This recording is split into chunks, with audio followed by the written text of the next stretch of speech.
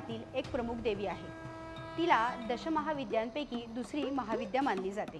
तारा या शब्दाचा अर्थ तारून नेणारी किंवा पार पाडणारी असा होतो। त्यामुळे ती तिच्या भक्तांना संकटांमधून आणि संसार सागरामधून पार पाडते असे मानले जाते।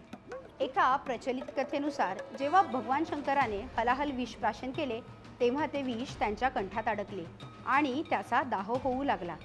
त्यावेळी तारादेवीने लहान मुलाचे रूप धारण करून शंकराला आपले दूध पाजले, ज्यामुळे विषाचा दाह शांत झाला। त्यामुळे तिला शिवजननी म्हणजेच शिवाची माता असेही म्हटले जाते। तारादेवीचे स्वरूप हे कालीदेवीसारखेच आहे।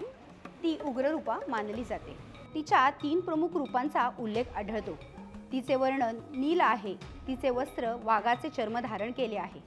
देवी त्रिनेत्रीधारी आणि चतुर्भुज आहे।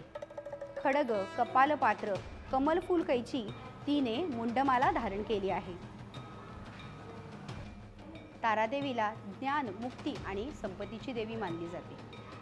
तिची उपासना केल्याने भक्तांना सर्व संकटातून मुक्ती मिळते आणि भौतिक तसेच आध्यात्मिक प्रगती होते असे मानले जाते। थोडक्यात तारादेवी ही एक शक्तिशाली आणि भक्तांना तारून नेणारी देवी आहे।